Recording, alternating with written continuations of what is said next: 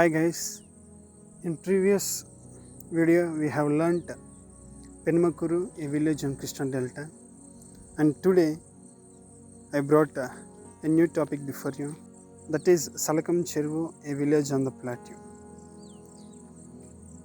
So let us enter into the topic. Deccan Plateau. The plateaus of Andhra Pradesh are mostly a part of Deccan Plateau. Plateaus are marked by several small hills, hill ranges, hillocks, interspersed with flat areas between them. As a result, cultivation and settlement is possible only in small pockets because it receives very low rainfall. మన ఆంధ్రప్రదేశ్లో పీఠభూములు దక్కన్ పీఠభూముల్లోని ఒక భాగము. పీఠభూములు చాలా వరకు కొండలను, కొండల వరుసలను, కొండ చర్యలను కలిగి ఉంటాయి. అలాగే ఈ పీఠభూముల్లో వర్షం అనేది చాలా తక్కువగా నమోదవుతుంది. అందువల్ల ఇక్కడ పంట రాబడి కూడా చాలా తక్కువగానే మనకి కనిపిస్తుంది. And soils. The soils are red and only about 2 to 3 feet deep. These soils have little humidity and nutrients, and they cannot hold much water, and the roots cannot grow deep and spread. Such lands have got degraded and become uncultivable, soil or saline soils. Saline soils have high content of lime and salts and will not absorb water. ఈ పీఠభూమిలో మట్టి అనేది చాలా ఎరుపు రంగును కలిగి ఉంటుంది. అది కూడా 2 నుంచి 3 అడుగుల లోతు వరకే ఉంటుంది. ఈ మట్టి తక్కువ సారవంతమైనది, తక్కువ తేమను కలిగి ఉండటం వల్ల పంట యొక్క వేళ్ళు లోపలికి చొచ్చుకొని పోయి విస్తరించడానికి వీలు లేనట్టుగా ఈ భూమి కలిగి ఉంటుంది. కొన్నిసార్లు ఈ భూములు క్షీణించిపోయి వ్యవసాయానికి ఉపయోగించుకోకుండా మారిపోతూ ఉంటాయి. వీటిని మనం సౌడు నేల అంటాము. ఎందుకంటే వీటిలో ఎక్కువగా సున్నం కలిగి ఉండటం వల్ల నీటిని అబ్జర్వ్ చేయలేకపోతుంటాయి. And coming to next, climate and rainfall. The rainy season is from June to November. Rainfall is also very unreliable as it may or may not rain properly in a particular year. Drought is a recurring phenomenon. Consequently, there will not be enough water to grow any crop or even for drinking. సాధారణంగా ఇక్కడ వర్షాకాలం అనేది June నుండి November వరకు ఉంటుంది. ఇక్కడ వర్షాలు చాలా తక్కువగా ఉంటాయి. సంవత్సరంలో ఒకసారి పడవచ్చు, కొన్నిసార్లు అసలు పడకపోవచ్చు కూడా. ఇక్కడ కరువు అనేది మనం తరచుగా చూస్తూ ఉంటాం. అండ్ పంట పెరగడానికి ఇక్కడ వాటర్ కూడా మనకు అందుబాటులో ఉండకపోవడాన్ని మనం గమనిస్తాం. Water resources. The first one is tanks. The people of this region excavated tanks to store the rainwater and the water flowing down from the seasonal streams. Plateaus are suitable for building such tanks because of natural depressions and small hills. Besides the large tanks, there are also a few small ponds called kuntas built to provide drinking water to animals of the village. ఇక్కడ వర్షం తక్కువగా నమోదు కావడం వల్ల వర్షపు నీటిని నిల్వ చేసుకోవడానికి చెరువులు నిర్మిస్తూ ఉంటారు. ఇక్కడ చిన్న చిన్న కుండలు ఉండడం వల్ల ఇక్కడ వారికి చాలా సులభంగా ఉంటుంది. అండ్ అక్కడ పైనుంచి పారిన నీటిని నిల్వ చేసుకోవడానికి చెరువులను నిర్మిస్తూ ఉంటారు. చెరువులే కాక చిన్న చిన్న కుంటలు జంతువులకు నీటి సదుపాయం కోసం ఈ కుంటలన్నిటివి నిర్మిస్తూ ఉంటారు. And wells and borewells. Tanks store rainwater. Wells help us to use groundwater. It is very difficult to dig borewells in the plateau because of rocks underneath. Due to low rainfall, the groundwater table is very deep. Once the water in the well is used for irrigation, it takes at least 2 days for the well to replenish.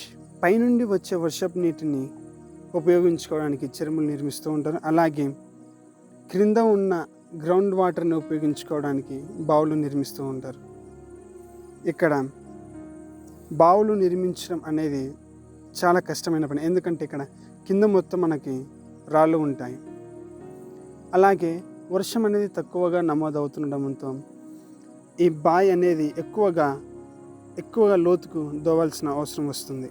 And ఒక్కసారి పంటకి బావిలో ఉన్న నీరు ఉపయోగించినట్లయితే మరలా ఆ బావి నిండుటకు at least 2 days పడుతూ ఉంటుంది. In recent years borewells are used for irrigation instead of open wells. There the water is found below 250 feet. Very few farmers can afford to invest so much money on borewells. The rest depend on rainfall only. With the growing number of borewells, the kuntas and tanks are getting dry due to poor maintenance. ఈ మధ్య కాలంలోనే బావులకు బదులుగా బోర్లను ఉపయోగించడం మొదలుపెట్టారు. ఈ బోర్లు కూడా నీళ్లు పడాలంటే కనీసం 250 అడుగులోకి మనం వేయాల్సి ఉంటుంది. వీరిలో చాలా తక్కువ మంది రైతులు మాత్రమే ఈ బోర్ సదుపాయాన్ని కలిగి ఉంటాయి. ఎందుకంటే చాలామంది రైతులు ఇంత మొత్తాన్ని పెట్టుబడిగా పెట్టుకోలేకపోతుంటారు, పెట్టుబడిగా పెట్టలేరు కూడా. ఈ బోర్వెల్ అనేది ఎక్కువగా పెరుగుతూ ఉండడం వల్ల ఈ చెరువులను, ఈ బావులను పట్టించుకోవడం అనేది చాలా తక్కువైపోయింది. Farmers grow only one crop in the Kharif or monsoon season. They grow millets like ragi, sama, varagu, korra, pulses and little paddy. Millets need very little water and can grow on the poor soils. The farmers also grow some cotton and groundnut which they sold in the market. ఇక్కడ రైతులు ఖరీఫ్ లేదా ఋతుపవన కాలంలో ఒకే ఒక్క పంటను పండిస్తారు. పూర్వం రైతులు ప్రధానంగా ఆహార పంటలు, చిరుధాన్యాలు, రాగి, కొర్ర, సజ్జ, పప్పుధాన్యాలు, కొద్దిగా వరి పండించేవారు. చిరుధాన్యాల లాంటి పంటలు సారవంతంగా లేని భూమిలో కూడా అతి తక్కువ నీటితో పండుతాయి. చెరువు నీటిని వాడి వరి పంటను పండిస్తారు. ఈ ఆహార పంటలతో పాటుగా రైతులు పత్తి, వేరుశనగ పంటల్ని పండించి మార్కెట్లో అమ్ముతారు. During the last 20 or 30 years, farmers have reduced the cultivation of millets and other food crops and started the cultivation of groundnuts and chilies. Generally, it rains in the month of June and July for 10 days, called Tolakari Vanalu. Then they sow seeds of groundnut. If the rain is late, that is in August, they grow maize and red gram. If it rains again in October, the groundnut crop will be healthy. గత 20 లేదా 30 ఏళ్ల నుంచి పండించే పంటల్లో గుర్తించదగిన మార్పు వచ్చింది. రైతులు చిరుధాన్యాలు, పప్పులు, ఆహార పంటలను పండించడం తగ్గించి వాటికి బదులుగా వేరుశెనగ, మిరప పండిస్తున్నారు. కొన్నిసార్లు వేరుశెనగ చేన్ల మధ్యలో జొన్న, మొక్కజొన్న మరియు కంది కూడా పండిస్తారు.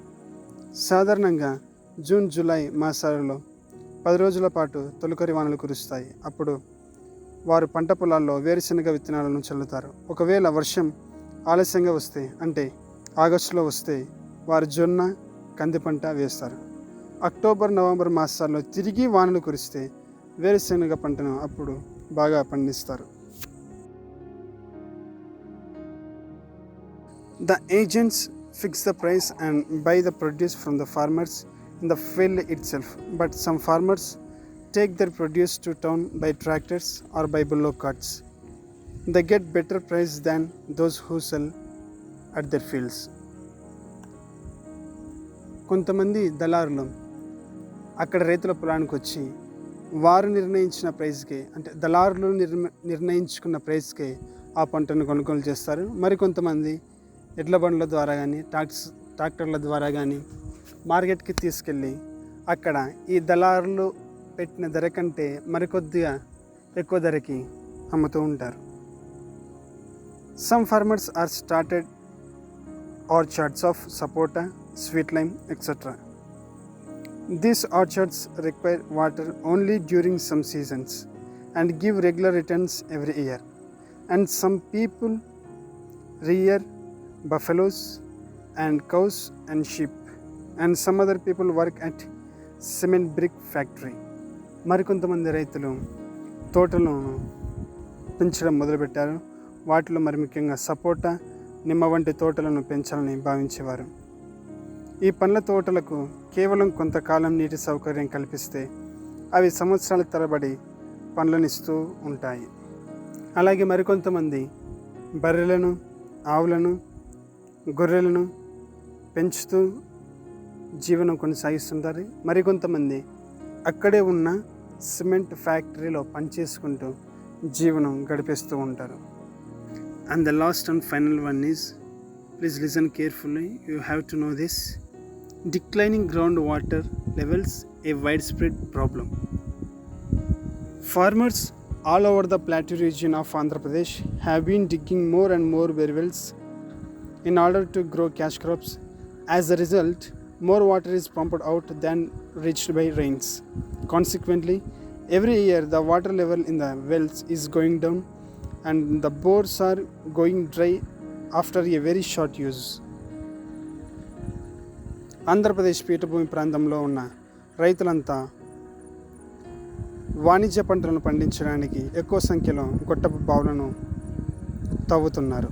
దీనివల్ల భూగర్భ జలాల వినియోగం ఎక్కువ అవుతూ ఉంది. అయితే వర్షాల వల్ల నిల్వ ఉన్న నీటి శాతం కంటే వినియోగం ఎక్కువగా ఉన్నందున బావులలో నీరు ప్రతి సంవత్సరం లోతుకెళ్ళిపోతుంది. ఫలితంగా అతి తక్కువ కాలంలోనే అవి ఎండిపోతున్నాయి. That's all friends. Thanks for watching this video. If you like this video, please like, subscribe and share